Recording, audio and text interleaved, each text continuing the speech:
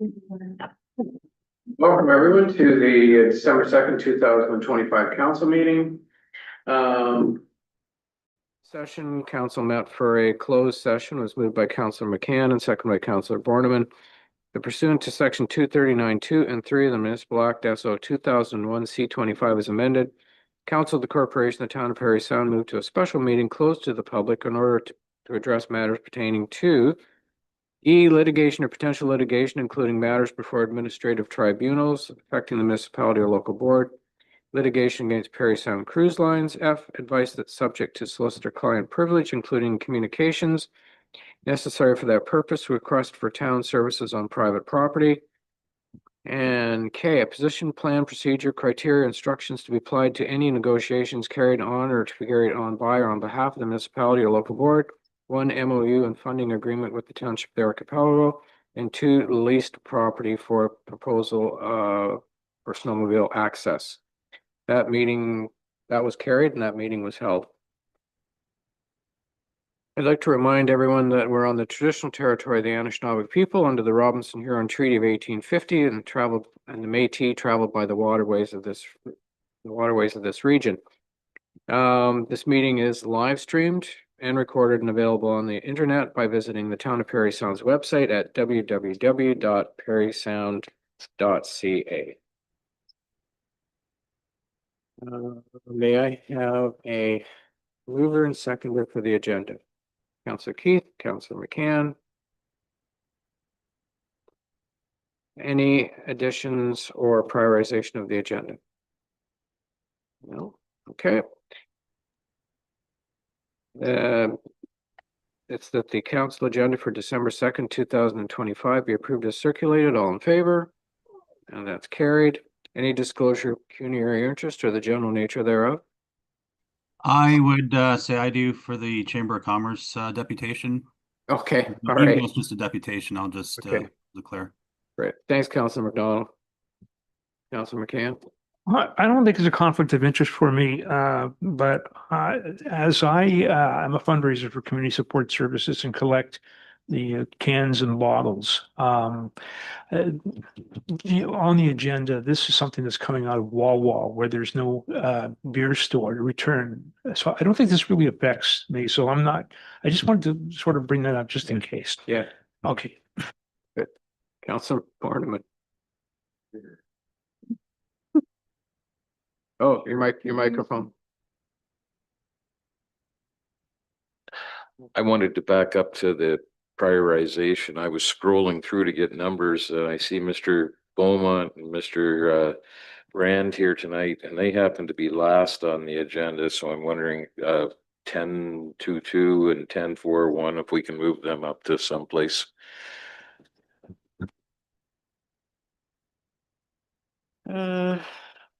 I think we probably could. I'll let the clerk figure that one out as to where we're going to put them. I know they're in the room, but we'll figure out where we're going to put their. I know he does. That's right. Yeah. Is council agreeable to that? Okay, that's everyone's good. Okay, mover and seconder for the minutes, please. Councillor Ashford and Councillor Keith. That the minutes from the regular council meeting held November 18th, 2025 be approved as circulated. Any discussion or comments on those minutes? Seeing none, all in favor then? Carried. No public meeting. Questions of staff. Councillor Keith. Yes, I have a question there for Mr. Cairns. And Mr. Cairns, I know I'm walking today and I know we've had a lot of snow in the last couple of days and the operations department's been out there trying to do their best. But I'm wondering, would you have an idea what percentage of the hydrants are able to have been cleared? Because I have noticed some of them are cleared even with all this snow. You have any idea? Through your worship, I do not have a percentage for you. I would suggest that the majority of our hydrants are accessible with this amount of snow. Sometimes with the freeze thaw cycles, they'll try and keep up on them because it becomes more difficult as everything sets and freezes. So if they were looking at the temperatures, I think this week are supposed to drop significantly into Thursday, if I'm not mistaken. So Staff may be trying to catch up as they have time. For instance, last night, we didn't see the snow as early as we had anticipated, so staff were engaged in other tasks other than winter control tasks, waiting for the snow to arrive. So, Any other questions? I have one for Mr. Kearns. Okay, Mr. thank Mayor. you. Counselor McDonald? For Mr. Kearns, just if we could get an update on the BOCC sound system installation. We have any updates on that? through you, your worship, I know that wire, so it's an extensive installation process to rewire everything, and that had begun a few weeks ago. I've not received an update on a percentage completion to date, but that's certainly something I can follow up on and send out to council. Okay. Thank you. Counselor McCann? I was just going to make a comment that I will pass along in my report rather than now. Okay, great. That's it for questions? Okay. Correspondence, Ms. Johnson.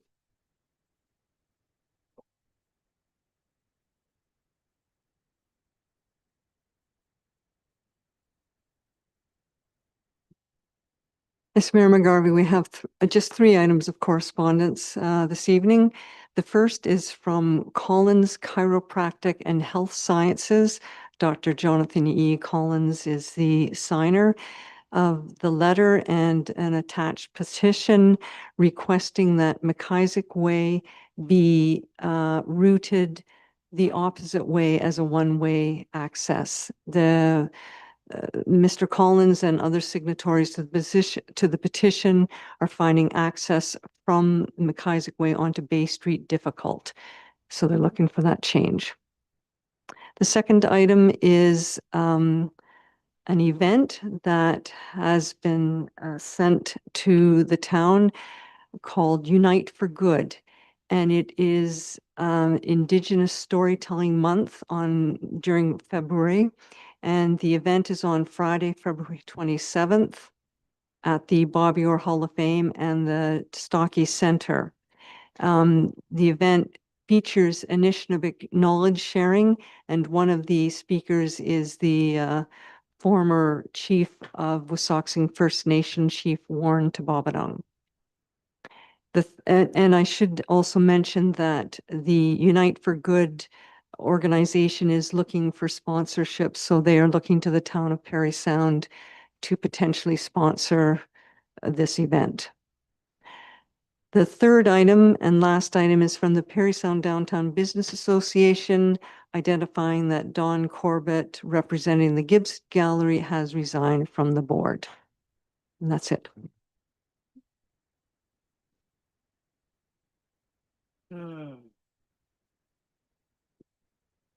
Counselor Ashford. Your worship, just with that correspondence, is it appropriate to entertain any thoughts on responses? Please, You at this time? can, if you're thinking certainly of the McIsaac Way one. Yeah, I thought the McIsaac Way one, given the amount of signatories, it might be wise to ask for a letter to be returned to explain the reasoning on why it was done in this particular way. Does that make sense? Because it seems to make sense to me from the perspective of the pedestrians.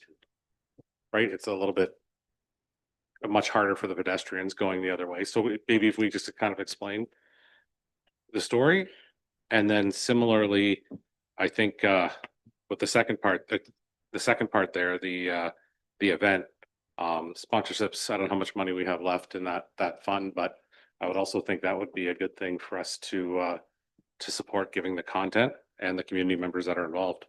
So on the first one, Mr. Kearns can probably say something tonight about it.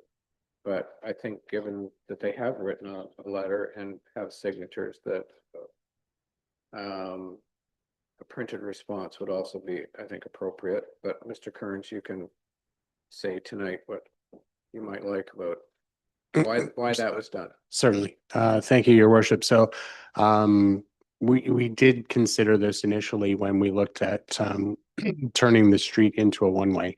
It's not wide enough for a two-way, and I think perhaps most recognize that. One of the big considerations is winter maintenance. Our plows are one-way plows that discharge snow to the right of the truck. If the trucks come in the other way, there will be a rather large snowbank all the way along that building. It will be plowed in essentially. So part of the reasoning was coming off that way moves all the snow to the right-hand side, which is the non-water side, which is the occupied side for the most part of McIsaac Way. So that was part of the reasoning. And in discussing it with staff, there are some sightline challenges when the plows are coming into with the fitness trail and the amount of use that it gets in the wintertime.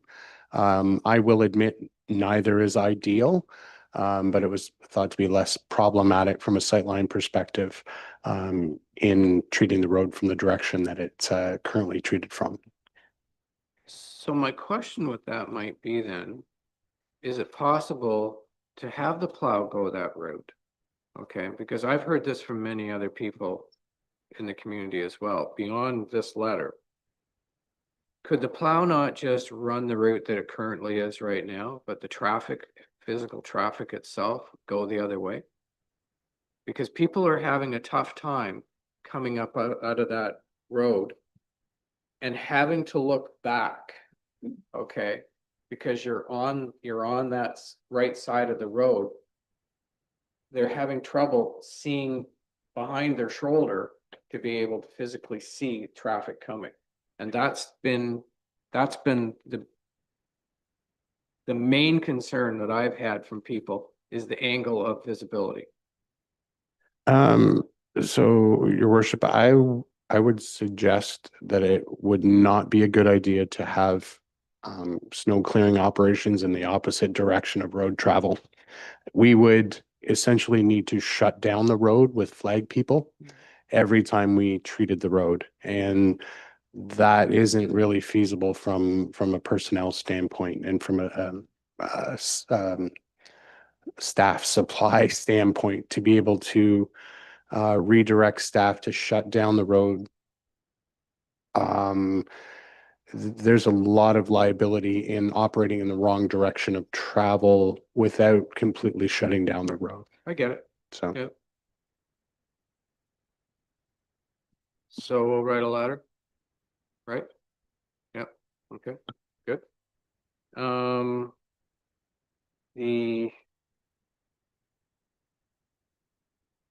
think that was everything, right? Oh, what was the other thing? I would like a recommendation to come back to the next council meeting on how we're going to handle that, please. Okay.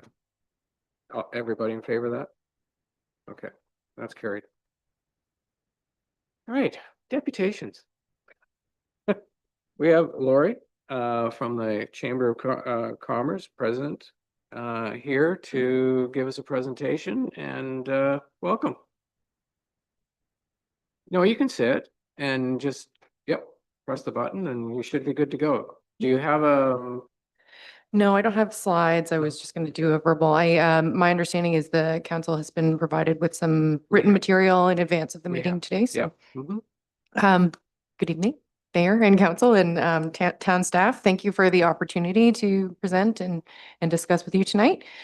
My name is Lori DeFlorio, and I'm the president of the Parry Sound Area Chamber of Commerce.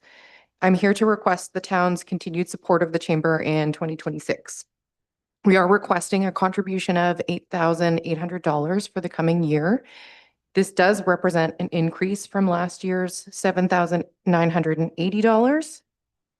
Why the increase? This modest increase reflects two important factors. The first being the rising operational costs. Like many organizations and institutions, we've faced increasing costs over the past 2 years, and this adjustment helps us to maintain the level of service our members and community have come to rely on. The second factor is the equitable funding model. We've increased our total request across all 7 municipalities from 21,000 to 24,000. This funding represents only 15% of our annual operating budget, and the majority of that operating budget comes from other revenue sources like membership dues, events, and commissions. The important part of my presentation is really to explain why this matters to Parry Sound, why supporting the chamber matters. 66% of our membership is located right here in the town of Parry Sound. That's 168 businesses that benefit directly from chamber services, advocacy, and support.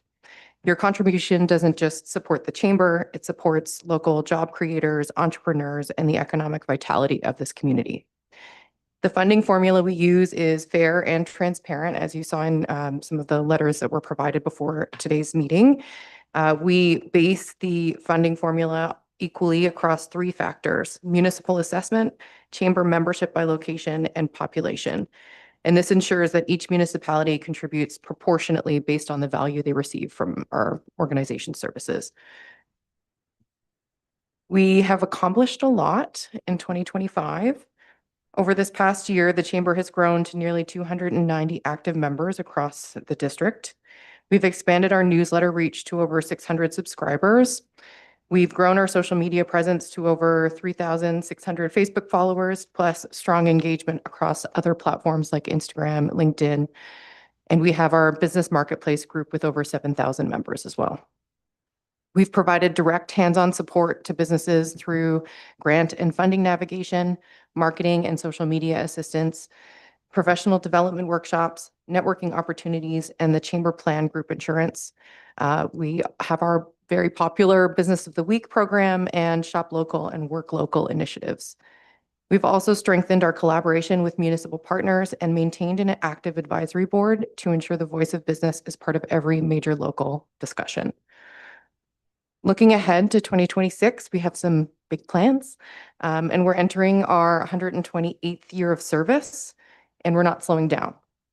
Our priorities for 2026 include launching AI learning series to help local businesses leverage this new technology, expanding industry-specific networking events, starting with the trades and construction sectors. We've run a few of these events that have been very successful, and we've had very positive feedback so far. Monitoring and advocating around the trade tariff impacts on local businesses, strengthening partnerships with schools, employment agency, and housing providers to support workforce development locally, and reintroducing more in-person learning sessions and roundtables. So when we think about return on investment, your $8,800 investment helps us attract and retain businesses in Parry Sound, advocate for fair policy and support during challenges, provide services that many small businesses couldn't afford on their own, foster a stronger, more connected, and more competitive local economy. This isn't just a grant, it's an investment in the economic future of Parry Sound. So on behalf of our board of directors, our staff, and our 168 member businesses in the town, I want to thank you for your continued partnership. And together we've made remarkable progress so far, and we hope to continue that going into 2026. Okay, thank you. Any questions? I don't have any questions. Okay, All right. Wonderful. Super. Thank you. thank you. Yeah, it'll go to the budget for, yeah, Absolutely. thank you. Okay, our next presenter is Ellen Walker, ED of the Ontario Health Team regarding primary care. Ellen, welcome. Hi, so I'm actually here today to talk more generally about the OHT work, and there's a little snippet at the end about some of the primary care work that we're doing. So just wanted to first say thank you to Mayor McGarvey and to all the council members for giving me a few minutes this evening, and I appreciate the opportunity to speak with you. So I'm Ellen Walker, and I have the privilege of serving as the Executive Director for the West Parry Sound Ontario Health Team. And so I formally stepped into this role about a year ago, but my involvement with the OHT stretches back a number of years through early development and the application phases. And so in this past year, it's been a very, very fast-paced year full of learning, but it's also been very energizing. And what has really stood out is the genuine passion across healthcare teams and community members. And many of us have been pushing for this meaningful change for a really long time, often balancing competing demands. And so having the opportunity to help guide this work alongside such dedicated partners has been really, truly an honor. So I've worked in healthcare in West Parry Sound for over a decade, and throughout that time, one thing has remained constant, and that is that this region knows how to show up for one another. So whether it's organizations, building integrated services, or the many, many volunteers stepping forward during challenging moments, there is a deep and steady commitment to community here. And it's woven into our day-to-day work, and it continues to inspire the change and the development that we are starting to see and that we've started to see over this last year. So I'm genuinely so excited about what lies ahead. I think that we have this, really rare opportunity to shape a health system that reflects the strengths and the realities and the aspirations of the people who live across this wide region. There's 6,000 square kilometers here. And I think that the system, the level of system transformation that we're looking at here is truly a once-in-a-generation opportunity. And I believe that we have the people in this community, we have the relationships, and generally just this will for change that I believe is truly going to make this possible. And I think we've started to see some of that progress this year. On a very, I guess on a more personal note, I also wanted to just say that this is also my home. It's not just where I work, it's where I'm raising my family. And I feel very fortunate every day to be raising my daughters, Meredith and Audrey, here in a place, that's surrounded by lakes and forests and back roads and vibrant communities. I've had the privilege of working from Moose Deer Point all the way up to Port Loring and everywhere in between. And, today I was outside, today I was crossing the street. Our building here is at the Beatty building, just across the way. And, crossing the street to go over to Shrubs and Shrews for something to eat. And I look down James Street at the snowy banks, and I just feel that very familiar sense of gratitude that I get to live here and I get to work here and play here.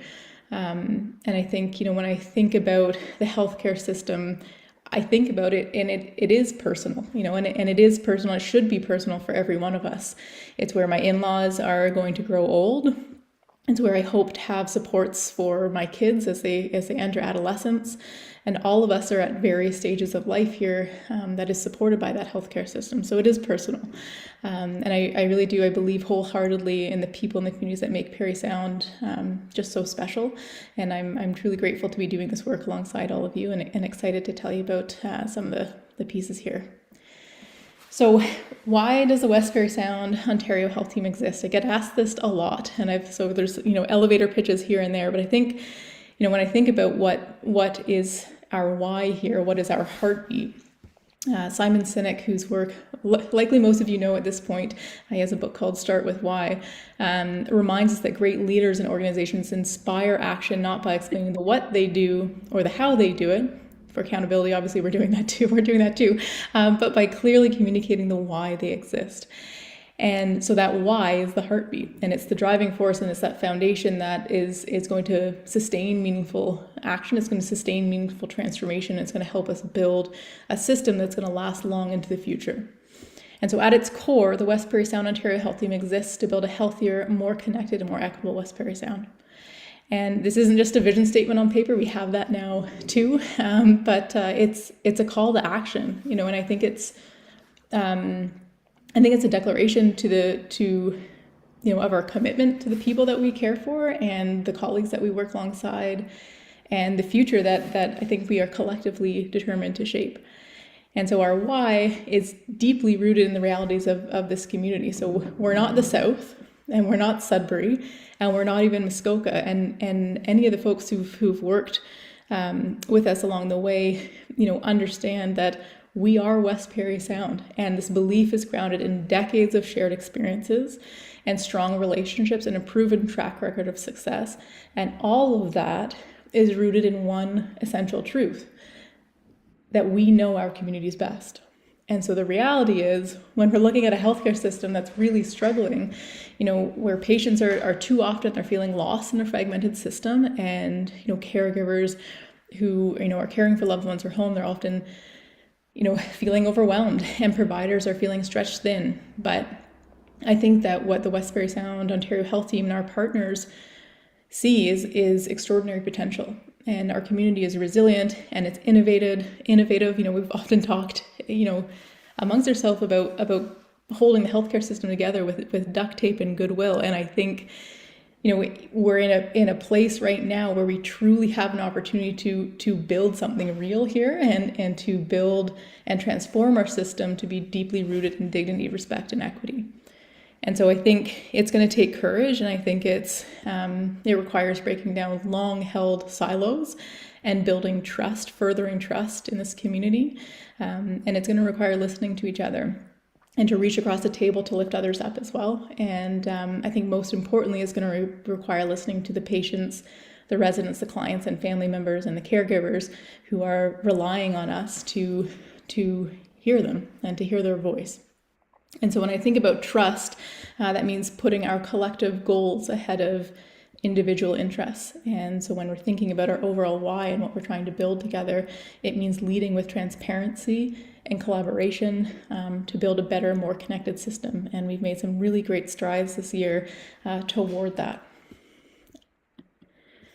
So it is that why, that piece that we're working toward, that aligns us with the Ontario Health's quintuple aim. And so the goal here within these aims is to enhance the experience of care of patients and caregivers, to improve the health of our population, to ensure our public healthcare system is sustainable for generations to come, to support the well-being of providers, and most critically, to advance health equity.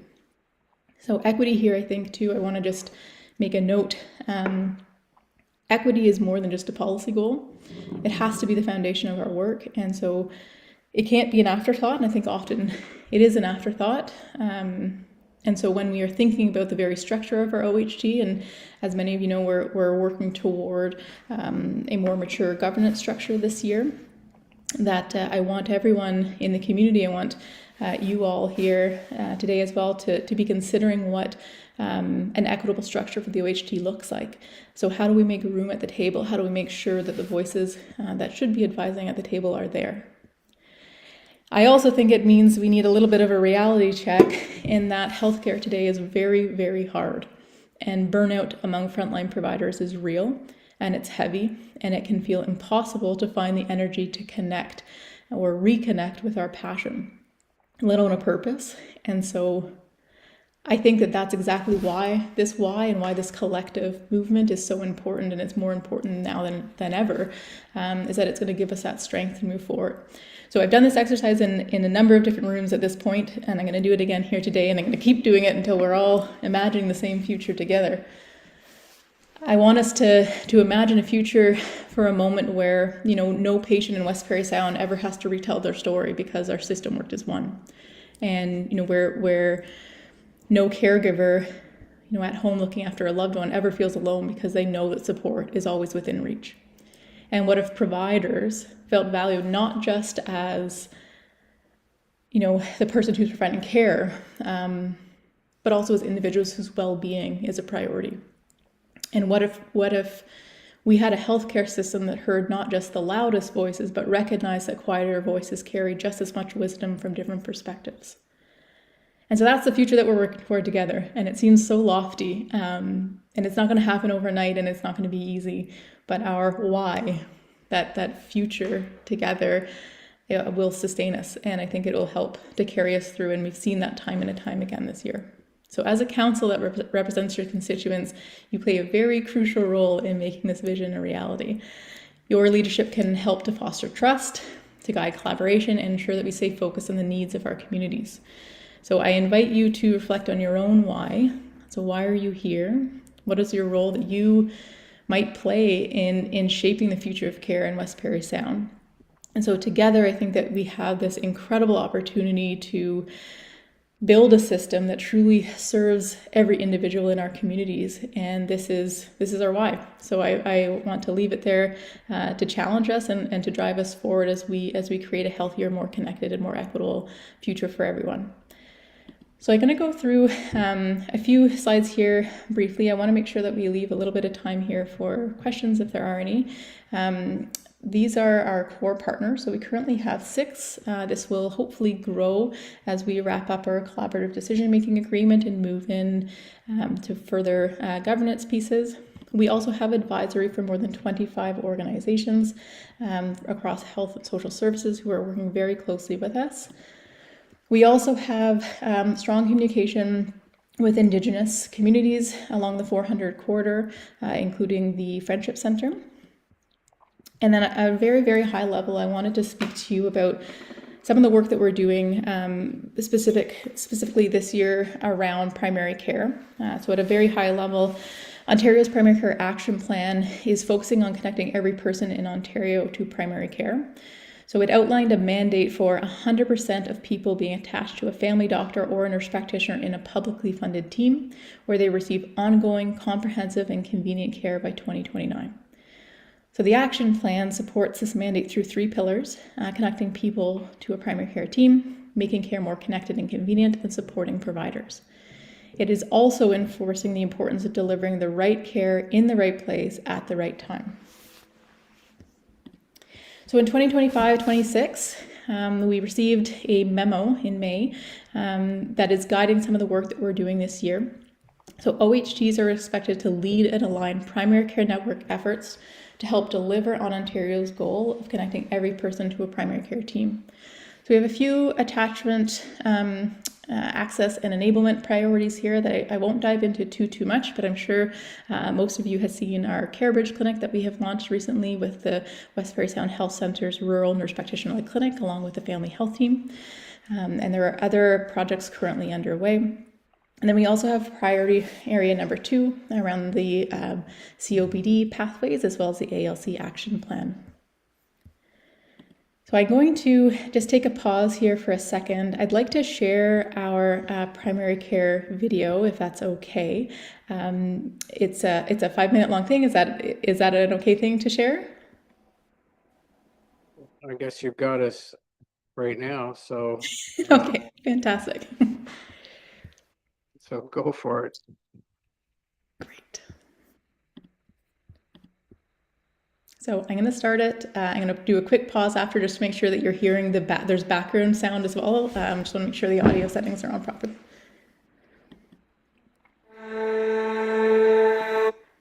Did you hear the music? Yeah. Good stuff. Our geographical area in West Parry Sound stretches far and wide. We have 6,000 square kilometers that we're working with. Right off the... Are we supposed to see a video? You're absolutely supposed to be seeing a video. Hold on a second. I think you're going to need to share your screen or something there. Yeah, hold on. All right, are we ready?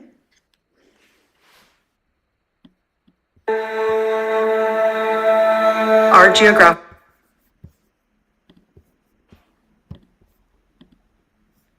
Okay, there we go. Sorry about that. Area in West Parry Sound stretches far and wide.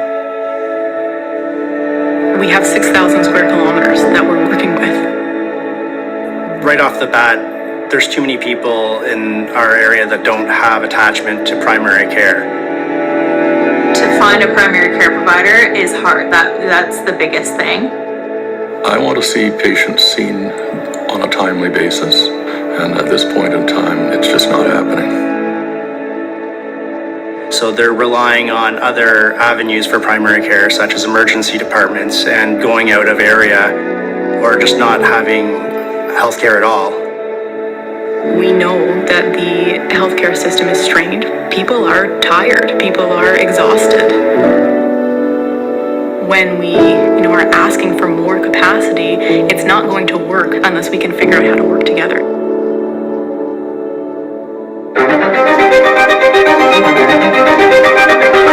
The Ontario Health Team was put together to provide attachment and access for all patients in the province, as well as provide timely care. As part of the work the Ontario Health Team is doing, there's a local primary care network that is currently in its infancy stages here in Parry Sound. What we're trying to do is efficiently manage funds and provide that attachment and access, while at the same time developing clinical pathways for better chronic care. To take all of the different siloed aspects of care and try to make them more cohesive. So CMHA may be able to help with certain barriers that the family health teams or NP clinics are experiencing. We may be able to, hey, we can help you with that. What you call it is a no wrong door approach. anywhere that you access the system, that you should be able to be navigated appropriately to where care makes the most sense. So someone having a primary care provider, either a nurse practitioner or family physician, that they're able to see. So that their chronic illnesses are well managed and they aren't having to rely on the emergency department for their primary care needs. Not only sort of wellness in terms of medicine, but thinking about, housing and how can we connect with the social services. It's talking about how do we make sure that patients have the right food to eat, healthy food to eat in their communities. How do we provide a system that isn't just reacting, but is setting up patients and setting up people for success. Recognizing unattachment is a huge issue, and how do we support attachment? How do we support access? Either in person or virtually, whatever kind of works for them, and that they have access to them as well. So that patients are caught earlier rather than where I'm seeing them downstream in the emergency department or admitted to hospital. In the past, we family physicians were thought of managers of all different diseases, but it comes down to now family physicians need to be skilled in complex care and management of chronic conditions such as COPD, CHF. A community paramedic basically tries to eliminate that unnecessary transfers to the hospital for more low acuity episodic things that should be treated by primary care or could be treated in community, which would free up resources in the emergency department for real emergencies and hopefully assisting primary care so that primary care providers can do what they do best. What we're looking at is clearing the Healthcare Connect waitlist by spring of 2026. Beyond that, the goal is to have 100% attachment to primary care by 2029. I need to make sure that the healthcare system is ready and is appropriate for my grandchildren and their children. We know that Indigenous voices, Indigenous ways of knowing, Indigenous connections through community, Indigenous, approaches to health haven't always been the center. And we carry that truth with us. And we see that, but we need to live it. And that's what we're trying to do right now. We're really trying to live it and bring it all together and move forward. To understand what it means to be a good partner in healthcare development. And we understand that those relationships can only move at the speed of trust. How do we break down all of those barriers so that everybody has equal access to care they need? That's the work we're doing. And it's quite exciting to be able to be at this table and look at the end goal for our community here in Parry Sound. This primary care network is our primary care network. And if this primary care network can build a system that is going to truly wrap care around folks, we need you at the table.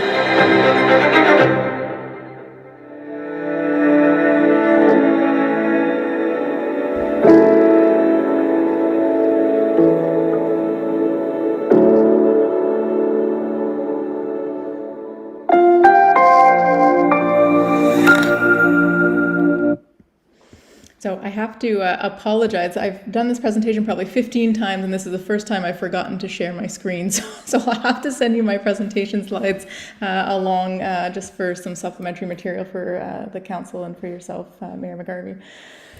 That would be good. Yeah. I wondered when you said you were going to share slides and you kept on going or whatever. Kept on going, just chatting away. It's been a 14-hour day. We're getting close to bedtime. Anyways, I'll share it along, but maybe I'll just pause for some questions, and I'm going to pull up our core partners on the screen in just a second as well, just in case folks have questions. Any Councillor Ashford? Hi, Ms. Walker. I think certainly the work you're doing kind of on a universal level and just for the ratepayers of Parry Sound is the most important work that's happening in our community right now. So I want to thank you for that. And I know in the video you shared, there's I think 2029, there's a 100% attachment rate goals and different things along those lines. In Parry Sound, we like being the first at things. We're on our way to being the first net zero town and different things like that.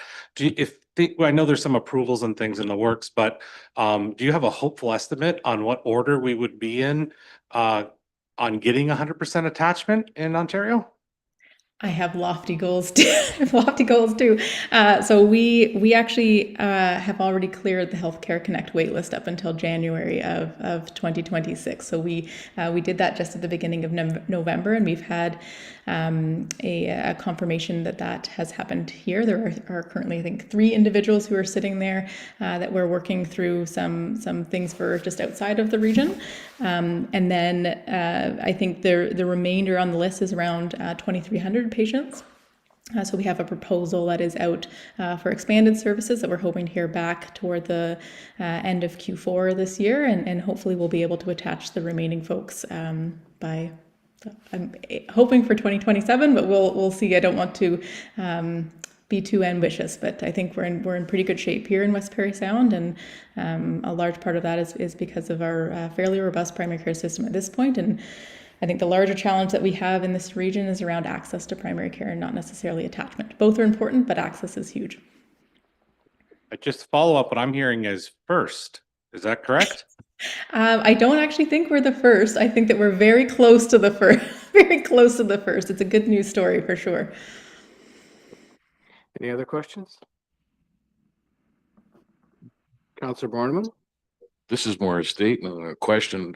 People locally don't realize how fortunate we are. Yeah. I think our healthcare team was the last approved by the province and quickly moving to the head of the pack. It's a good example how local organizations that were already working fairly closely together, coming even closer together in their operations, can advance the community's best interests. And Miss Walker and her team have accelerated that. So thank you to you and your staff and the people in those partner organizations who are at the table. Yes, thank you so much. I'm just going to show those on the screen just really quick, just to make sure if you can see them there. So these are the core partners. There's these 6 organizations.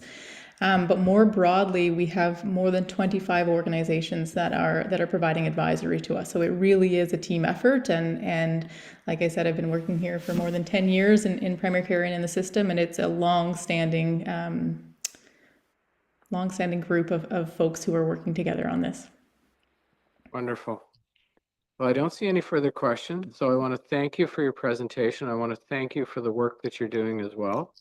And know that we do appreciate it. So don't burn yourself out either doing this.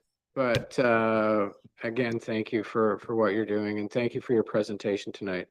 Hopefully people will tune in and watch the council meeting and catch this so that they see the fine work that you're doing. Oh, Okay. fantastic. Thanks so much. All right. Thank you. Okay, next are reports. And since Councillor McDonald's online, if he's ready, I'll start with him. Thank you, Your Worship, and I'll make it very quick. I do not have any council-related reports to share tonight.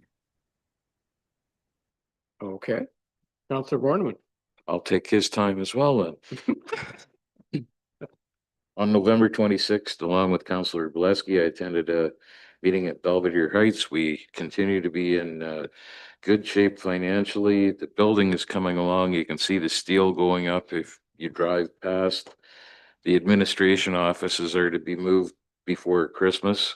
I happened to stop in at the Community Support Services office on the main street, and they're already looking at expanding programming into the back portion of the building.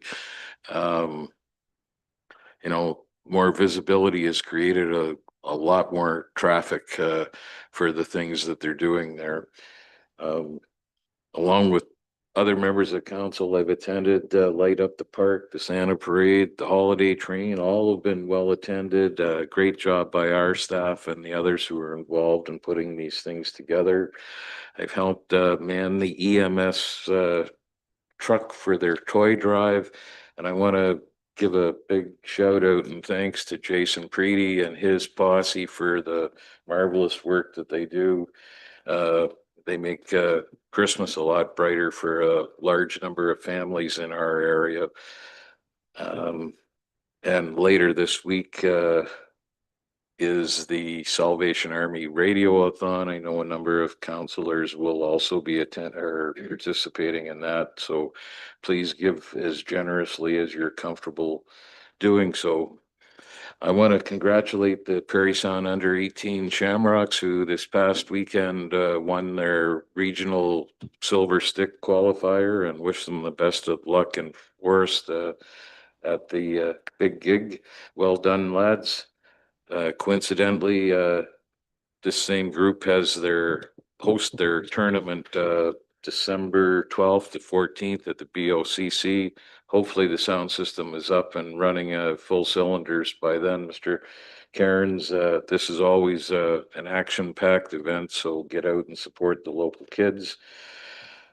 Finally, with Minister Calandra assuming control of the Near North District School Board earlier in the week, I think we'd be remiss if we didn't thank the Parents for Parry Sound Group, Amy Black, Vicky Christie, and Shane Reynolds, as well as our local board trustees who have taken a big hit through this undeservedly, in my mind.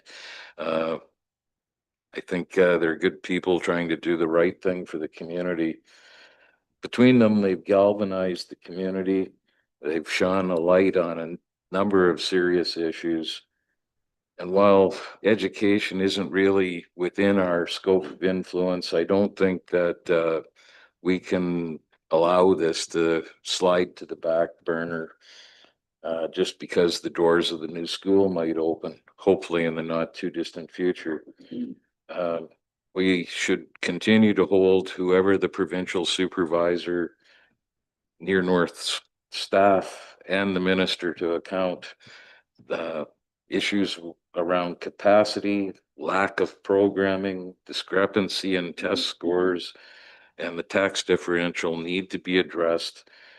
And I think that this entire saga demonstrates yet again that when we come together, when we speak with a united voice, West Parry Sound won't be simply ignored. We need to continue to do that on this front and a whole number of others if we're to be successful. And with that, I'll finish for this evening. Thank you. Councillor McCann.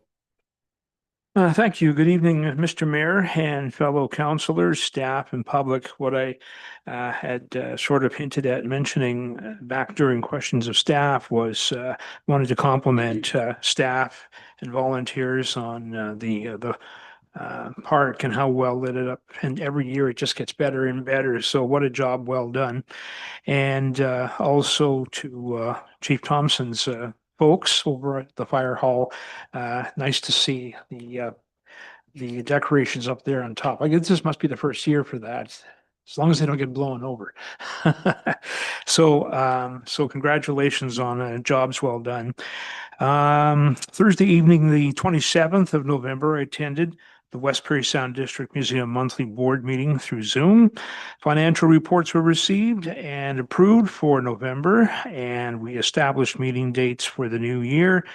Ann Bossart made a presentation to the board focusing on the endeavor of including the Tower Hill Gardens and Lookout Tower into the museum's rebranding.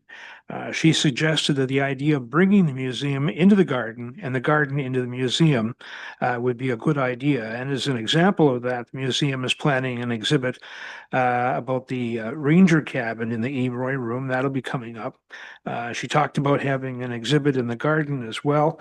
The vision is to further enhance Tower Hill as a destination for residents and visitors. And the board is in favor of Ann's suggestion and will explore the means to incorporate that into its rebranding, which is now underway. The board is asking the town of Parry Sound for an additional $10,000 towards this endeavor, specifically because it feels this is something that will directly impact and benefit the town of Parry Sound, our visitors and residents, as we move forward with that.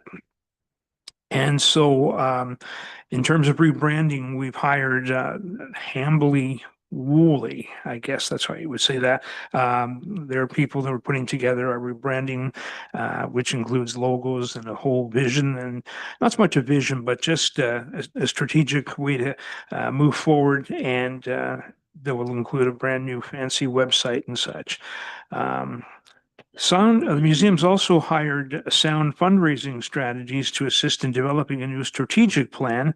And a survey has been drafted that will go out early next month, or no, this month, I'm sorry, to members, donors, stakeholders, community members, municipal offices.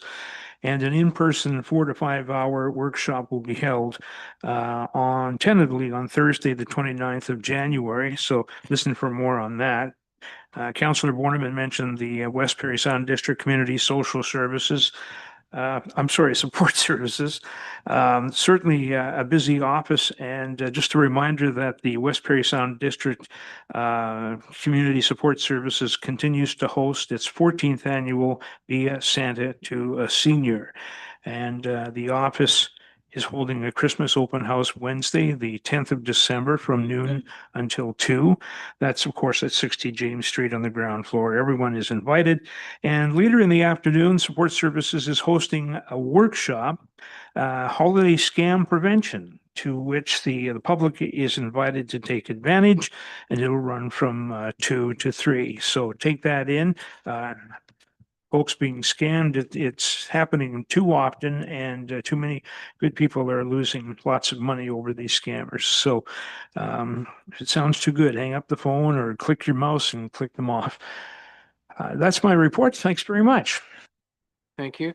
Just before I go to Councillor Boleski, I just wanted to add to what Councillor Borneman was saying, whatever, with regard to the whole school situation.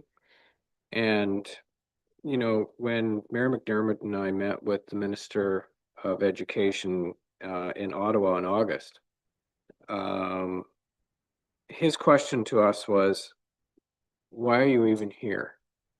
Because it's your municipalities, and this is an education issue. My answer to the minister was, we're here because those people, the parents, the teachers, the students are our residents and our ratepayers, and that those children that are being educated within those facilities are our future. And we want to make sure that we have the brightest future possible for the community and for those students. So that was my answer back to him, which he certainly accepted. So yes. Councillor Boleski.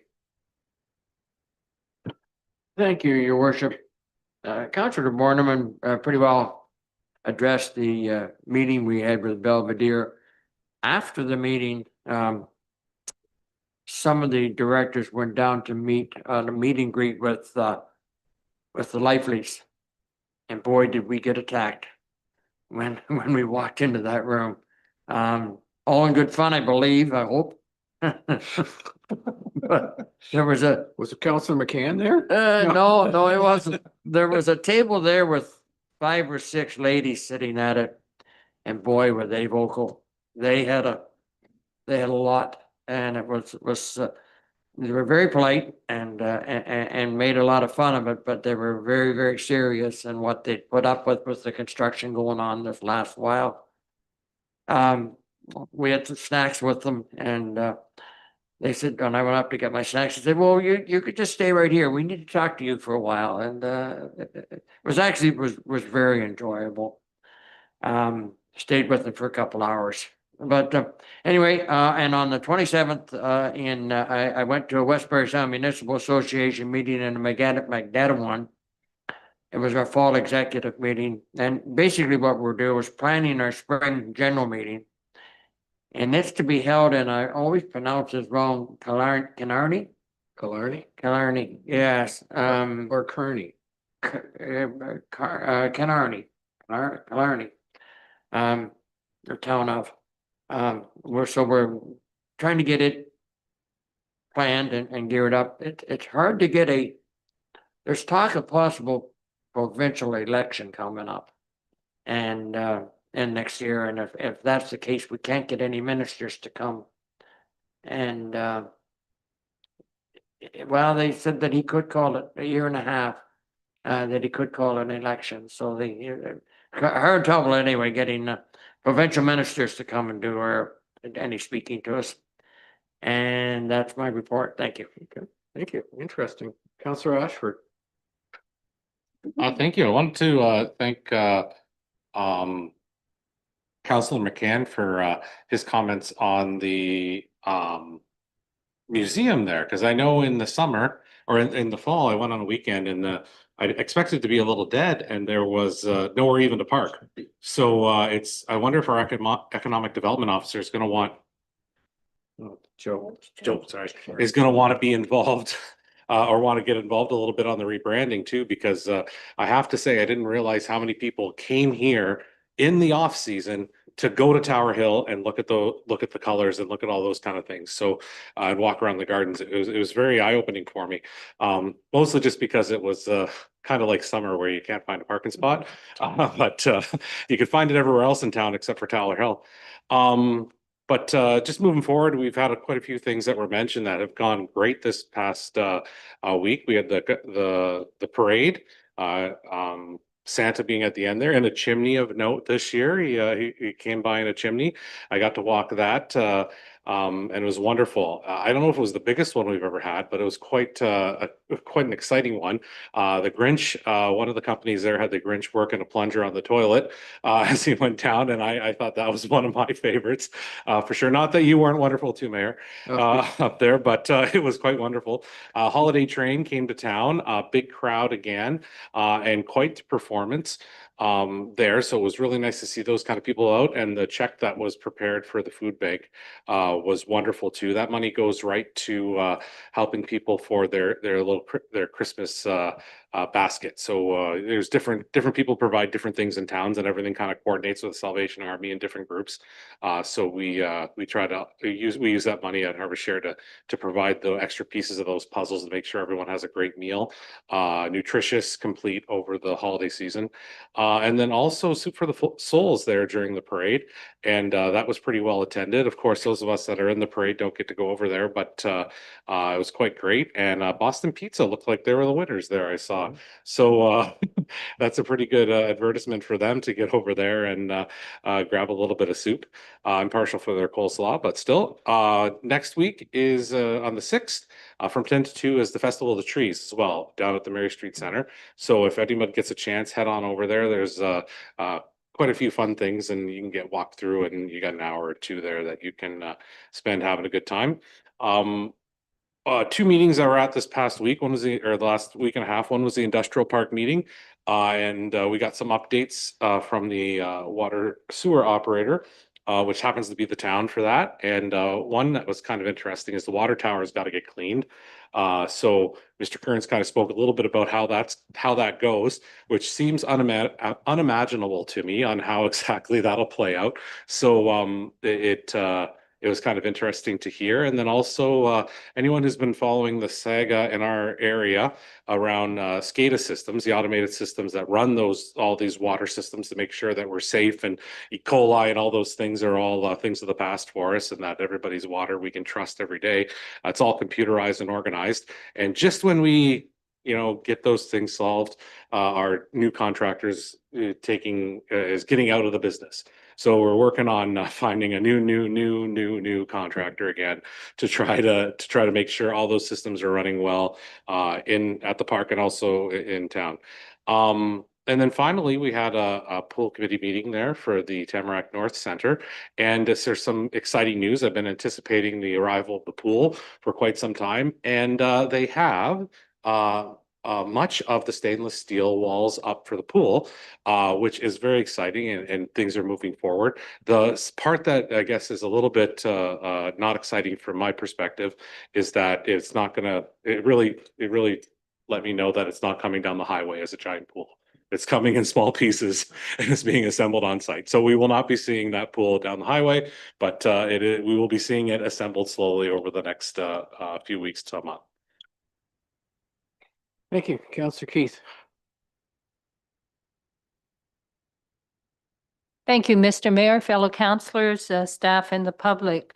I should say I started off the last 2 weeks with not only I had not mentioned the last time that I had attended our local Remembrance Day ceremony, but that afterwards there was a lovely light lunch, which wasn't really that light, provided by them. And so definitely told me that I should return and attend their spaghetti dinner, which was being held just before Light Up the Park. So that way I could get my nourishment. And I have to say, all the hard work that was done by staff and other people that participate in supporting that Light Up the Park is really great. And I have to say, there were so many positive comments about Light Up the Park, and I didn't hear one negative comment, which was like, wowee. So that was really great that people were so appreciative of that, and they were really appreciative of Santa visiting the library in advance of that too. So that was quite the hit.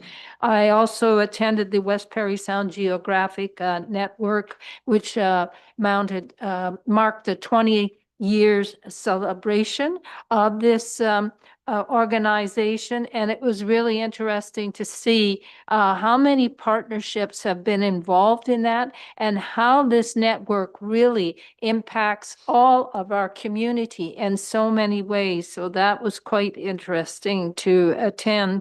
I also chaired the Provincial Offenses Advisory Committee meeting.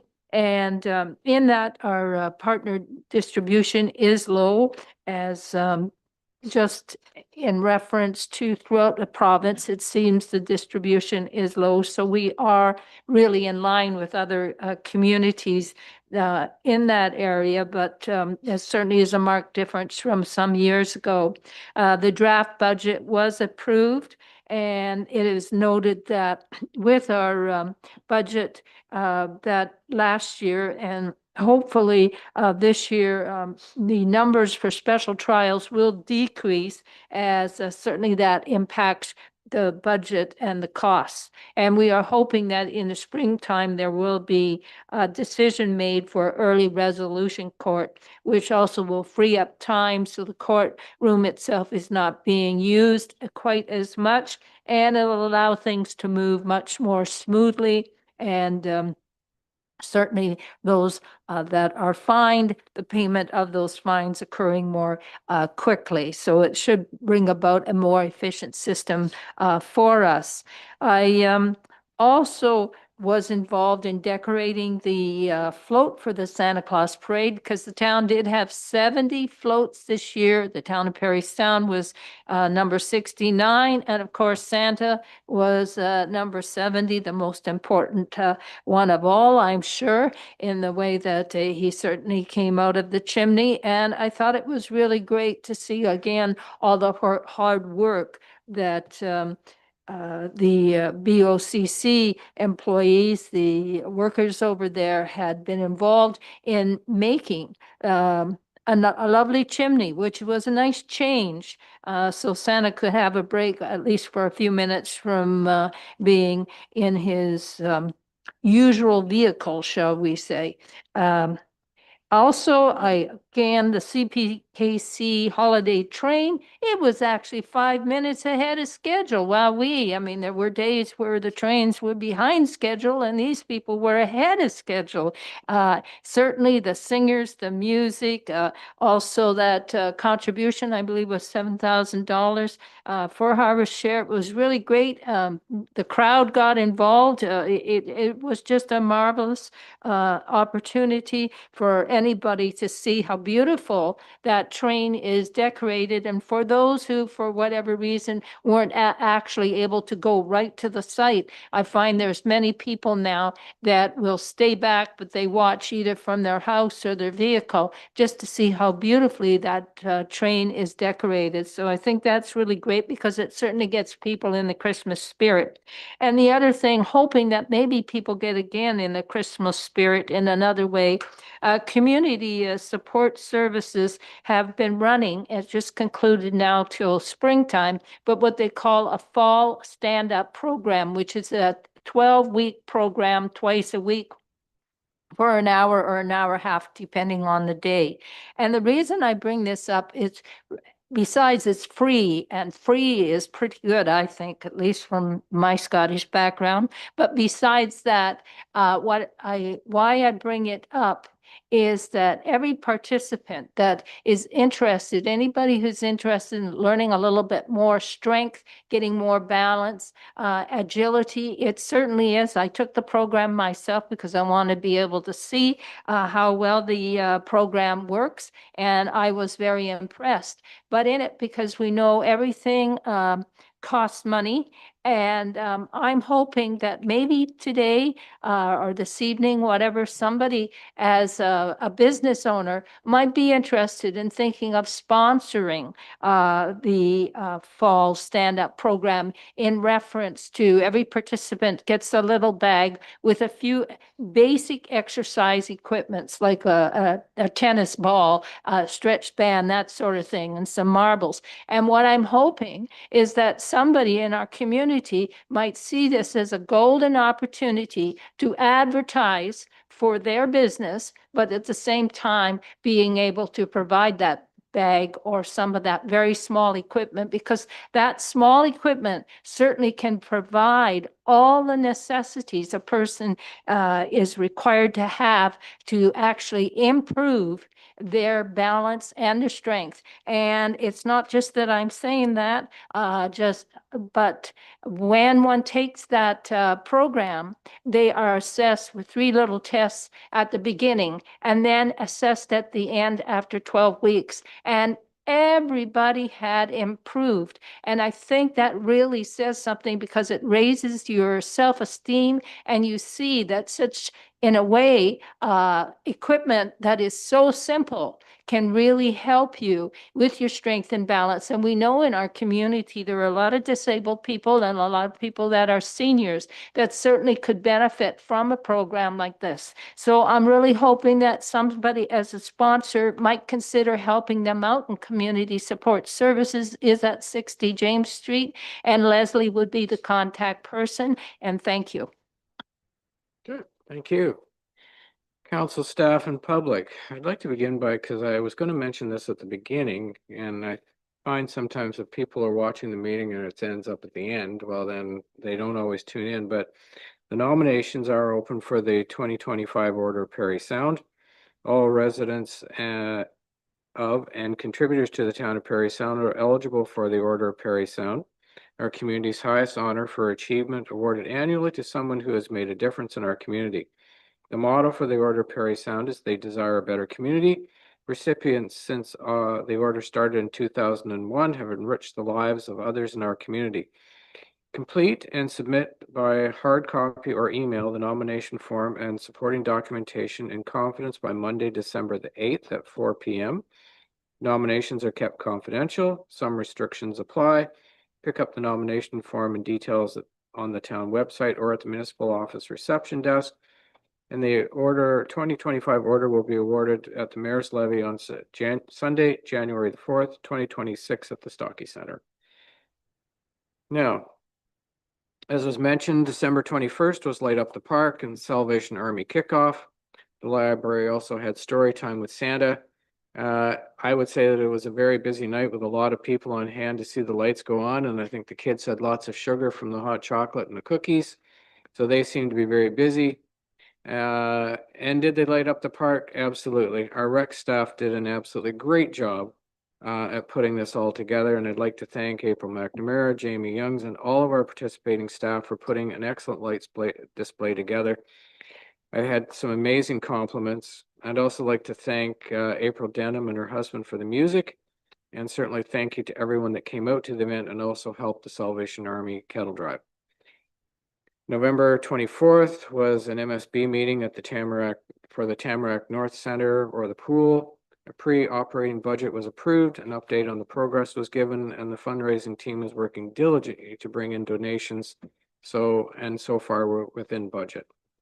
November 26th was a public health board meeting. Council should have received an email with some information. Good. November 27th in the morning, I had a meeting with the Friendship Center staff in Parry Sound. They are looking at a year-long celebration. They started operations in 1966. They were actually incorporated in 1967. So from basically February 2026 to February 2027, they'll be holding a number of events in the community in the area. Also in the morning on the 27th, I did an interview for the Phenom Spotlight on Business in Northern Ontario, and Connor Industries is being featured. So that was, I think, an excellent choice. November 27th and 28th, I was in Toronto for the AMO board meetings and Ontario Small Urban Caucus meetings. November 29th, as was mentioned, was the Santa Claus Parade. It had to be one for the books for sure. The record number of floats, and I'd like to thank all those that participated. Efforts definitely showed. The floats were amazing, and I'd like to thank all those that came out to watch as well. It was great that our MP, Scott Aitchison, and MPP Graydon Smith were able to attend as well. We had to keep the squirrel on MPP's Graydon Smith's shoulder in line, but it did well. November 30th was again mentioned the holiday train. CPKC made a significant contribution to Harbor's share of $7,000. Thank you certainly to CPKC. The entertainment was great and seemed to play longer this time, which I thought was great as well. Thank you to all those that came out to support Harborshire and to take in the lights and entertainment. Again, an amazing crowd. When they open those doors and the crew are able to actually see the extent of the crowd spread out through Avenue Road, they are always absolutely amazed. I'm not sure how many hundred people were there, but I know it was a lot. An absolutely great event. November 28th, I was invited by the Ministry of Finance to attend a pre-budget consultation meeting. I was unable to attend the meeting because I was already booked into AMO meetings in Toronto, and I asked Mr. Harris to attend on my behalf, and I'll let him give some highlights of that particular meeting. Thank you, Mr. Mayor. The meeting was hosted by Mr. David Smith. He's the parliamentary assistant to the Minister of Finance. So it was a pre-budget consultation. There were about 12 individuals from across Parry Sound, Muskoka that attended. So it was great that the mayor and the town had a chance to be present. MPP Graydon Smith was there, and 3 construction companies, a few small businesses, community living, the Parry Sound Area Chamber of Commerce. From the small business perspective, it was, of course, tariffs, which you would expect, but also the high cost of shipping. The shipping costs, they were saying, were just made selling online, which was becoming a thing, unaffordable, and people weren't purchasing products. But the main topic that was raised by the 3 construction companies, not necessarily by the town, was the need for provincial funding for infrastructure. That was echoed. That was the one message that I think the province, those in attendance, would take away. Everybody had a chance to speak, and when it came around for my comments, I pointed to the fact that we certainly appreciate the infrastructure money. We had a $20 million project. 13 million of that was from the province. And it had mentioned earlier in that meeting, it talked about accountability and, making sure that the funds are used in the way they're intended. So I took the opportunity to mention that shovel-ready projects is what the province wants. And we got approval in January 2025. The town had issued tenders and awarded the project by May of 2025, and we're in the ground. That's pretty shovel ready, and Mike and his team, deserve a lot of credit for that. And also took the opportunity to point out that once there was a commitment to build pumping station 2, or expand pumping station 2, and a new force main to the plant, that within days, they came for the building permit for the Marriott. So because it showed a commitment to have the servicing available, not just for the hotel, but the entirety of their lands as well as many other lands. So Whether that gets us more money in the future, we'll see. Thank you. You're welcome. Thank you. My final comment is, and others have mentioned it too, remember that the Moose FM Radiothon to raise funds for the Salvation Army is on December the 5th, on the Friday. You know, we have a very caring and giving community and area. So please,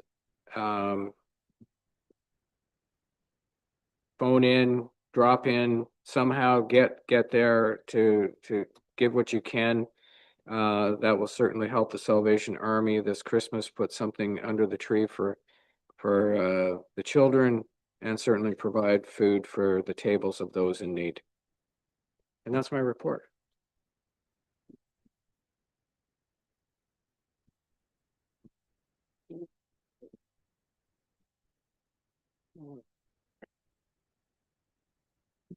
So we prioritized the agenda for tonight. Good thing, eh? So moved by Councillor Ashford, second by Councillor Boleski, that bylaw number 2025-7544 being a bylaw to adopt official plan amendment number 7-27 Bow Street be considered as read a first time. All in favor? That's carried. All members in favor of having the second and third readings? That's carried. Moved by Councillor Ashford, second by Councillor Boleski, that the bylaw above mentioned be considered as read a second and third time, passed, signed, and sealed. Discussion. Mr. Rand, did you have anything you wanted to add to this first, or? To your worship, I do have a Coles Notes version explanation of the staff report if excellent we so inclined. Okay. So some of it's a refresher. The staff report, or sorry, the public meeting rather, was held back in September. Since that time, we've met with the applicants who have provided additional information regarding concerns from the neighbors. These are noted in detail in the staff report. No additional internal or external agency comments have been received since the public meeting. And just quickly, I would just note that the application does propose to redesignate the property from the existing highway service commercial to a site-specific designation. And would also rezone the property from residential second density to highway commercial, subject to a special provision, which would be subject to further holding provision. Essentially, the official plan amendment would permit standalone residential in the form of apartment dwellings or townhouse dwellings. And some commercial uses would still be permitted, but those have been sort of scaled down to what would be appropriate given the lot size, as well as compatible with the surrounding residential uses. With respect to the zoning piece, the zoning bylaw would permit apartment dwellings and townhouse dwellings, again, subject to as well as some highway commercial uses which are compatible with the surrounding residential and given the lot size. So very mirrors what's proposed in the official plan. But more specifically, the zoning bylaw would implement the following provisions, which would allow for up to 17 apartment dwelling units, which would be subject to the multiple residential zone requirements. Permit a minimum side yard of 1 meter on one side, 1.5 meters on the other side. Permit a height of up to 4 stories to a maximum of 15.1 meters in height. And would also provide parking relief to permit 1.11 spaces per unit instead of the required 1.25. And lastly, I would note that supporting studies were submitted with the application, being a traffic study, functional servicing and stormwater management report, as well as a noise and vibration study. And these studies would require a peer review prior to the lifting of the holding provision. And we've also added in a special, a requirement for site plan agreement as part of that lifting of the holding as well, which is a little bit belt and suspenders, but we wanted to be at the forefront and note that the holding removal and site plan process can occur sort of parallel to one another.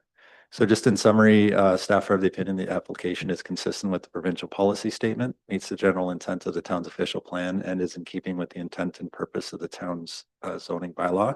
And staff are recommending approval of the application subject to the holding provision. Thank you. Very good, thanks. Councillor McCann? So I certainly support this. I have no problem. I'm just looking for a little education. So an official plan amendment, is that something that the province has to sign off on, or is this effective immediately? Through your worship to Councillor McCann, the official plan amendment does not need to go to the province for ratification. It is subject to a appeal period similar to the zoning amendment. So there would be a 20-day appeal period. Should there be no appeals, then it would be in full force and effect at that point.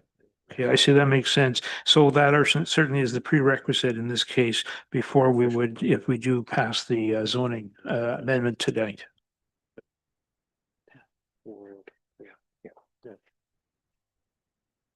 I was just clarifying something. That the official plan amendments were something that we kept pressuring the province for so that we could do, in-house. No, that's good. Yeah, thank you. Okay, that's good. I've got it all. Councillor Keith? Yes, thank you, Mr. Rand. I just wanted to have clarification. In reading, and there was a lot of certainly some work done here, some hard work done here, and a lot of research. But my concern is in reference to the railroad, like there are requirements and that noise and vibration study and safety, etc. My concern is down the road, would there be something on title that would be registered? So say down the road, things change and one wants to make that into a condo. Would there be something written there so anybody who decides to purchase, they are not going to say afterwards, oh, I didn't realize there was a railroad, and that there were other legal ramifications of that. So can you clarify, please? Absolutely. Through your worship to Councillor Keith.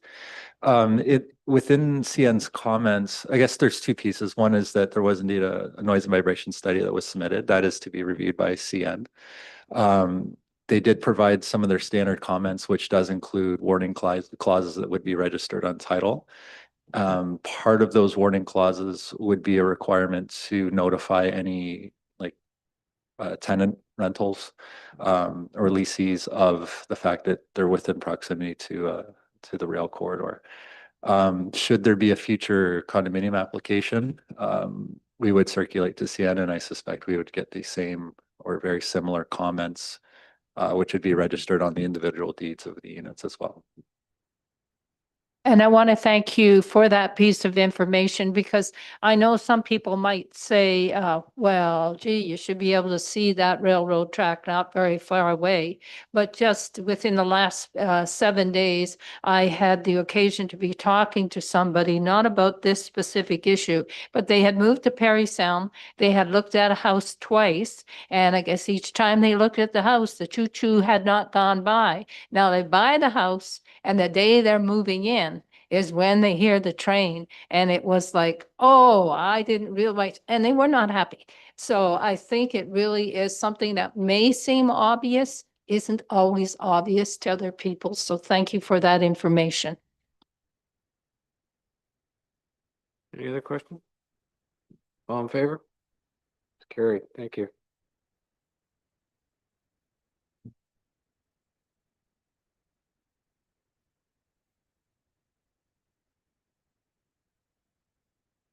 Moved by Councillor Valesky, second by Councillor Ashford, that bylaw number 2025-7545, being a bylaw to amend bylaw 2004 4653, the zoning bylaw as amended for 27 Bow Street and legally described as lot 11 and rear lot 11, plan 10 in the town of Parry Sound, be considered as read a first time. All in favor? It's carried. Any members in favor, are all members in favor of having the second and third readings? It's carried. Moved by Councillor Valesky, second by Councillor Ashford, that the bylaw above mentioned be considered as read a second and third time, passed, signed, and sealed. Mr. Rand, do you have anything to go along with this, or are we good? No, to your worship, I'll make comments applied to this bylaw and the previous one. Thank you. Okay, very good then. Any questions? All in favor? And that's carried. Thank you.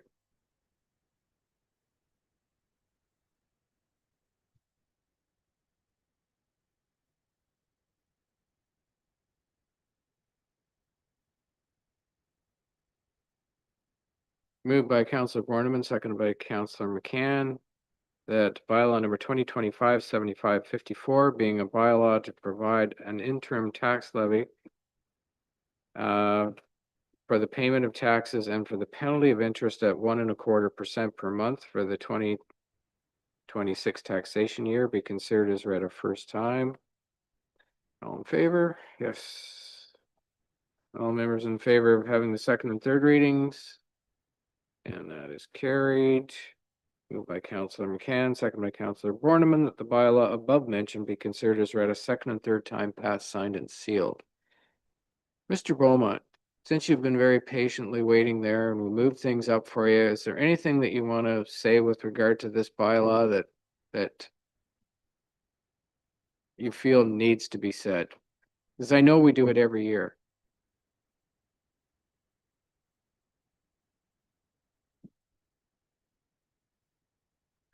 Through you, your worship, yeah, you are correct. Every year that we do pass an interim tax bylaw to allow us to generate revenue until the budget's passed. So this will help, fund our bills until budget is passed and the finals are done in July.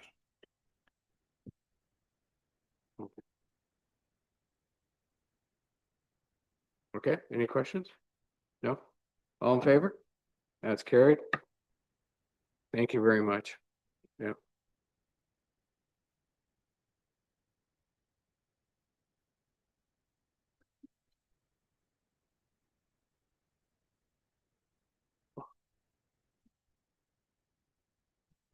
Moved by Councillor Borneman, seconded by Councillor McCann, that the Town of Parry Sound Council hereby supports the municipality of Wawa's resolution RC 25-170, which supports the development of an accessible province-wide and publicly accountable alcohol container return system that protects low-income earners and vulnerable residents who rely on bottle returns, closes gaps in the deposit return cycle to reduce landfill waste and environmental harm, provides adequate infrastructure, training, and support to retailers participating in the return system, ensures strong, consistent enforcement and oversight of return program compliance, safeguards the public interest in recycling and waste diversion amid increasing privatization pressures.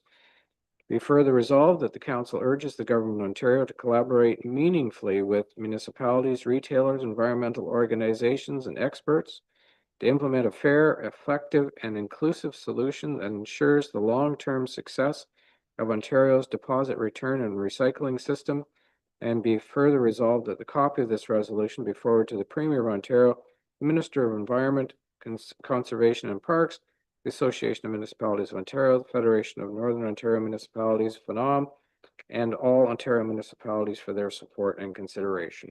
Any discussion? Councillor McCann? Well, since I didn't declare a conflict of interest here, I feel like I can make a couple of comments. This is coming out of Wawa, and I can empathize with them because my understanding is their only beer store has or will be closing down. So people have nowhere to return. They certainly have lots of places to buy the cans or wine bottles, but they can't seem to return them. They mention the fact that, and this is the case across the province, actually, that, and then certainly is our case with community support services, and that we make a lot of money collecting the bottles and cans. It's a lot of work, but it's worth it, and that money goes to the community, goes to charities, supports everything from kids basketball games and playground equipment to seniors and their needs. So the grocery stores and such, they didn't seem to complain when they were able to take on this ability to sell this thing. And I think perhaps maybe this is something they needed to see coming. So I certainly support this, and I hope that things will work out. Any further questions, comments? Nope. All in favor then? And that's carried. Any opposed? Oh. Checking.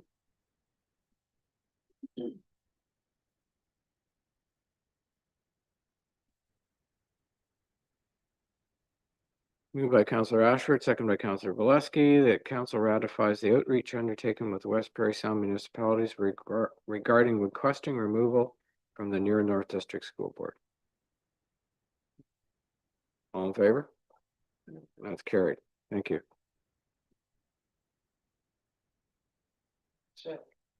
Yeah, pretty much. Oh. Oh, the direction. Right. Okay.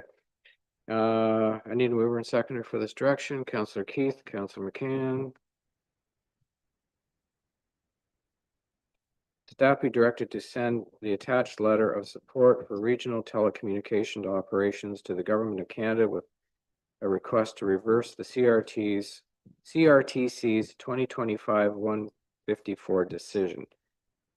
So I was approached by your TV asking for consideration on this particular one, or Cogeco actually, because the government is looking at allowing other companies to utilize other telecommunication or fiber networks infrastructure.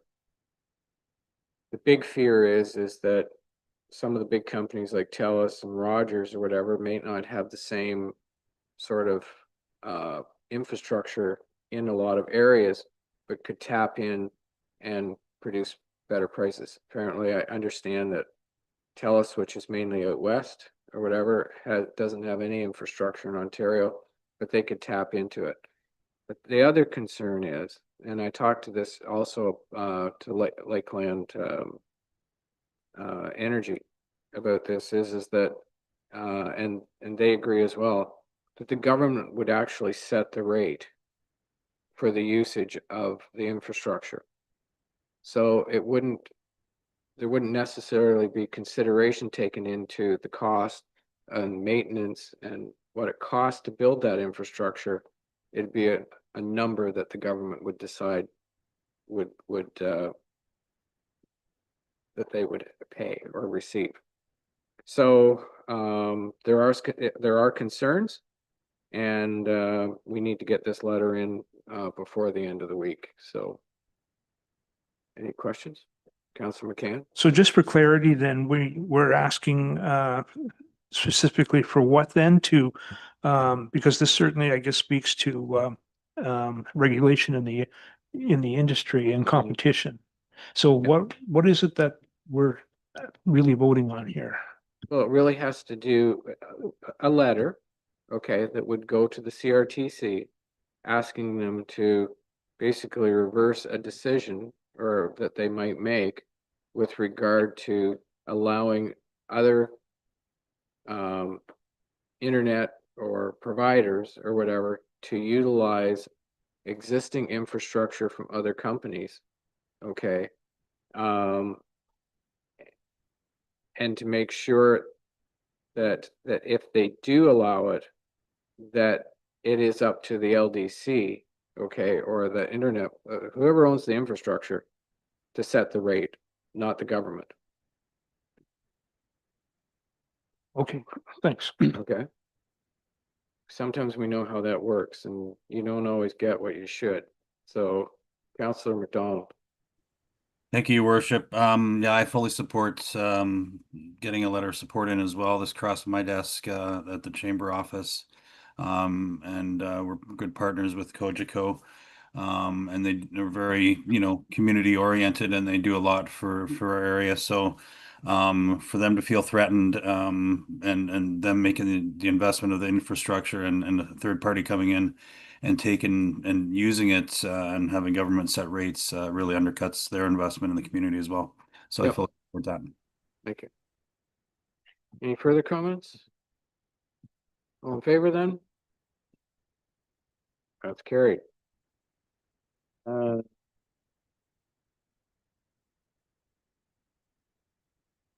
Moved by Councillor McCann, second by Councillor Borneman, that bylaw number 2025-7551, being a bylaw to authorize the execution of an amending agreement with Automotive Materials Stewardship Incorporated to allow for collection of various automotive materials as part of the municipal hazardous or special waste program, be considered as read a first time. All in favor? That's carried. All members in favor of having the second and third readings? Carried. Moved by Counselor Borneman, seconded by Counselor McCann, that the bylaw above mentioned be considered as read a second and third time, passed, signed, and sealed. Mr. Kearns, do you have anything you want to add to this at all?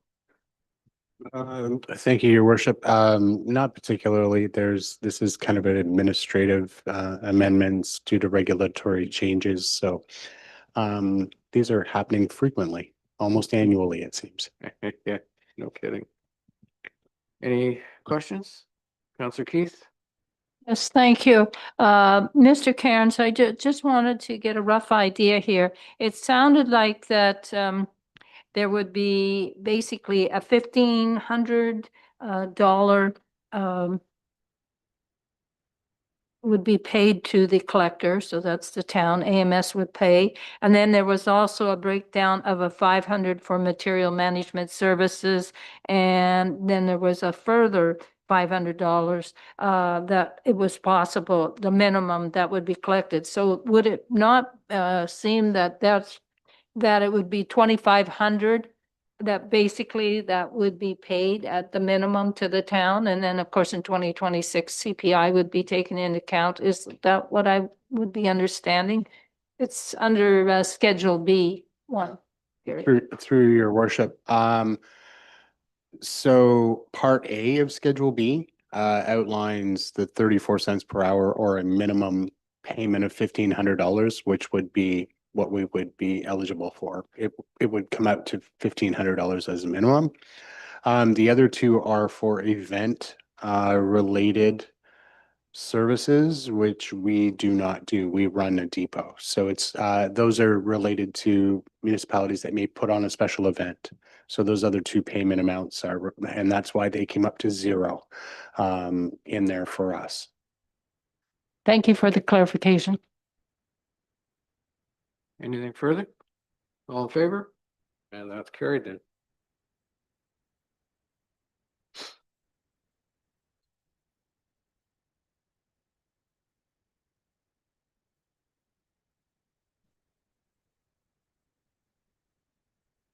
Moved by Counselor Keith, second by Counselor Boleski, that bylaw number 2025-7552 being a bylaw to authorize the execution of an amending agreement with Product Care Association of Canada for the collection of paint and coatings, pesticides, and solvent as part of the municipal hazardous or special waste program be considered as read a first time. All in favor? Carried. All members in favor of having the second and third readings? That's carried. Moved by Counselor Keith and second by Counselor Boleski that the bylaw above mentioned be considered as read a second and third time, passed, signed, and sealed. Any discussion? Counselor Keith? Yes, thank you. I have a question for Mr. Cairns again. I realize it may be a little bit in the weeds, but I'm concerned about the environment here. And I notice under, I believe it's Schedule B, in respect to paint share, screen 5, basically says that paint share requires half a can of paint to be accepted for the program. So therefore, if a resident comes and only has a quarter can of paint, I'm just trying to figure out because there's a penalty if how I see it, there's a negative anyways, if one doesn't have at least a half a can of paint. So does that mean then the employee basically will open a can so to make sure that paint share is getting back at least a half a can of paint? And if not, what happens when people turn up with just a little bit of paint in that can? Where do we send it? Through Your Worship. So my understanding of the paint share program is literally that that folks would offer it for reuse, for sharing amongst users. We don't do that. So we collect and it's transported through Brendar Environmental for proper disposal. And it's all tracked through Product Care, this particular producer responsible organization. So it comes in and there's a very long line of regulatory requirements for them to follow. We fill out manifests that are tracked. We pay for them within the ministry. They are audited and the wastes are tracked from collection to disposal or recycling. So We don't look after that ourselves. We are the collection depot. But from that point on, the wastes are all tracked through manifests through their life cycle. So then, just for clarification, because I've read this over a couple times, I'm still stuck. So if there's only, because it's paint share, so if residents turn up with only portions of that can, what happens to that can then? In So, that case? through your worship. So that's managed through the disposal process, regardless of the volume. Paint share would be a separate program that's run in some municipalities where it came in from person A and person B perhaps had a use for it. We don't do that in our particular organization. So we just simply receive them on behalf of the producers, and it goes through its recycling program entirely. It's not shared. So you can bring in whatever leftover paint you have. We would certainly highly encourage folks to find someone that can use it. That's the best use of leftover paint for sure. But certainly that's not part of the criteria of the program we're participating in. Thank you for clarification. Thank you. Very good. All in favor? Carried. Thank you.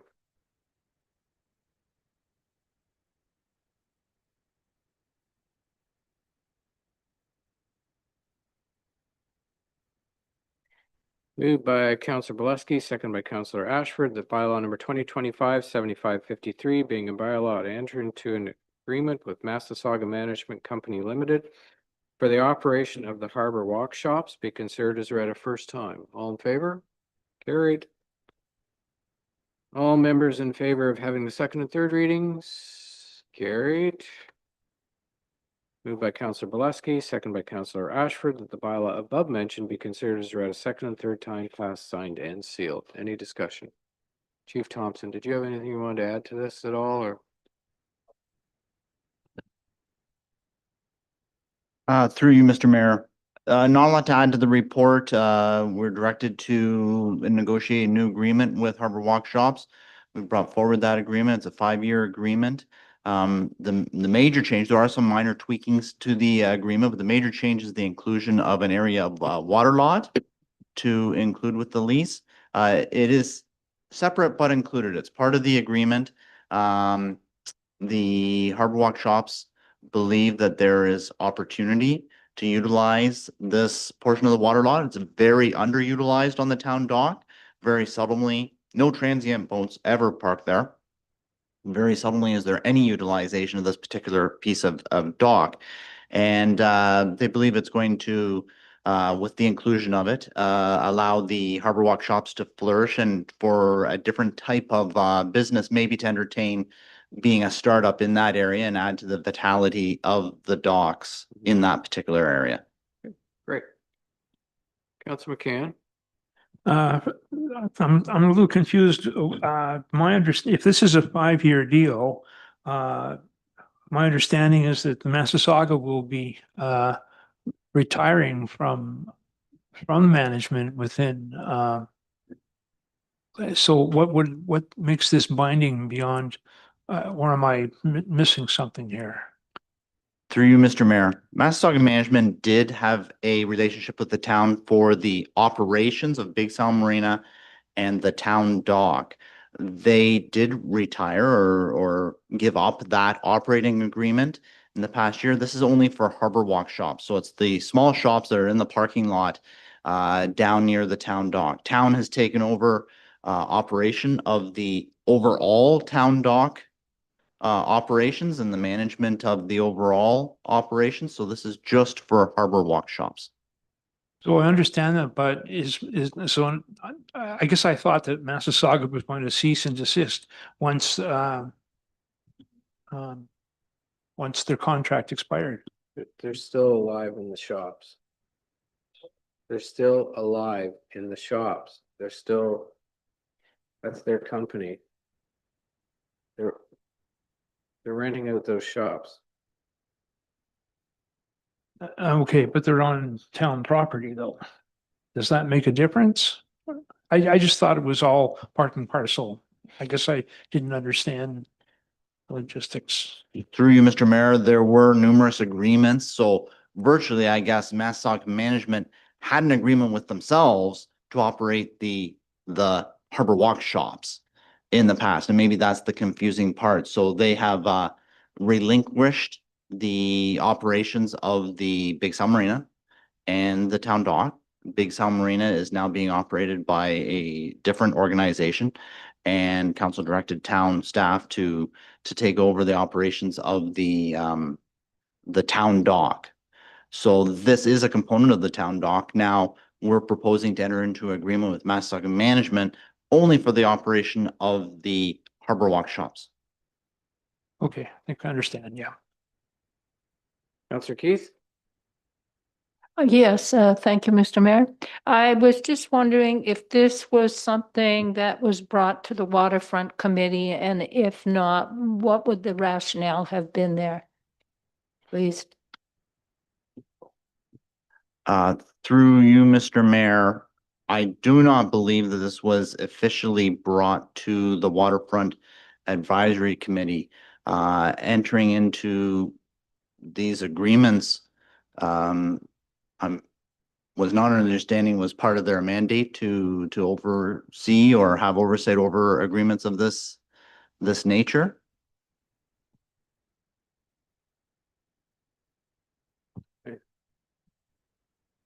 Mr. Harris and then Counselor Ashford. The original, just through the chair, the original concept of having the the Harbor Walk shops was brought to the Waterfront Committee and endorsed. This is just a renewal but for a longer period of time. Counselor Ashford?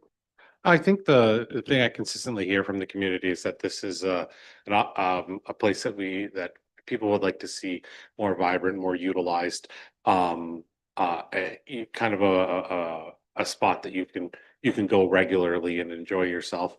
I know my children, not poor Councilor McDonald, they sneak over to the booth there that the chamber co-hosts and steal pennants all the time, but other than that, is this agreement, it sounds like it's pushing that kind of forward a little more. Can you highlight, are we utilizing this space more? Are we getting a little bit more bang for our buck, or how we want to phrase it with this new agreement? Through you, Mr. Mayor, had lots of discussions with the operator with regards to making increase in the vitality. As was mentioned in the beginning, the major change here is the inclusion of the water lot.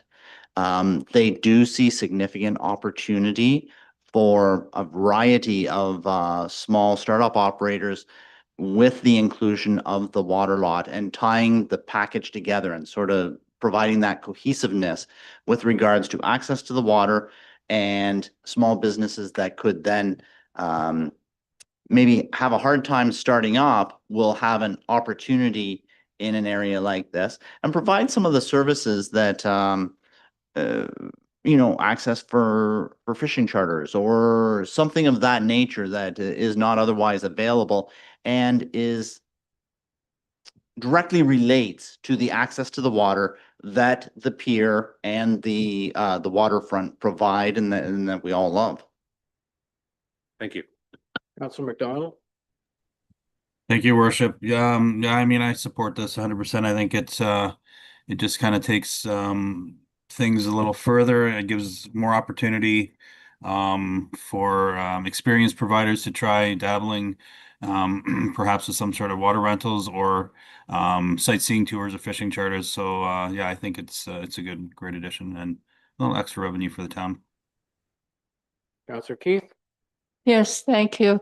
Mr. Thompson, I certainly see it as a very positive idea, but I am wondering about how the fee structure came about. Can you give me an idea of was there a comparison with other waterfront municipalities? Could you explain, please? Absolutely. There is some method to the madness, and I would imagine it maybe looks like madness. The parking spot or the huts occupy parking spots. That's what they virtually do down there. The method that we utilized for the lease payment was if you were to rent a parking spot within town, you can do this. We have a method to do that. What would that cost? And we took that and we determined that there were about 6 parking spots that were taken up, and that's the fees that are being charged. So it's a fee that anyone could rent a parking spot in town for. The dock was a little bit different. We tried to assess how many actual berthing locations were there on the dock, and then extrapolate, what's the value of those spots in a location that really is never utilized. We don't ever rent those spots out to transient boaters. And there's about 3 spots in there that could be used on a good day for boats with low water issues. There's some other issues right there in that area of the pier, and then assigned a value to that of $1,500, hence the $4,500. Anything further? All in favor then? That's carried. Thank you.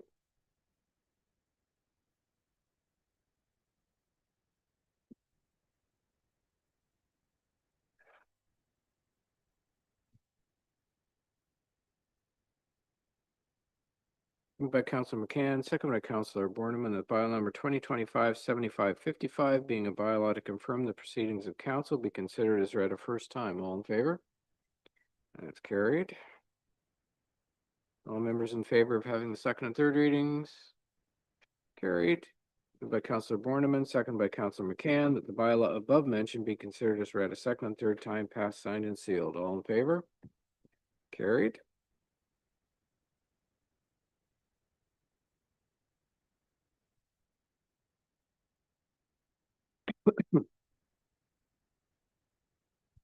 So prior to adjourning, I'd like to offer the following information to the public regarding the next council meeting. The next meeting of council for the town of Parry Sound is scheduled for Tuesday, December the 16th at 7 p.m. The meeting will be held at the town of Parry Sound Council Chambers at 52 Seguin Street, entrance 5 Gibson Street. It will be live streamed and recorded.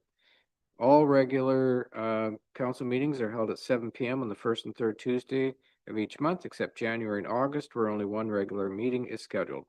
The council meeting schedule, notices of special council meetings, complete agendas and minutes, and instructions on accessing live streamed and recorded council meetings are all posted on the town's website. Go to www.parrysound.ca and use the search bar. Thank you, everyone, and have a good night.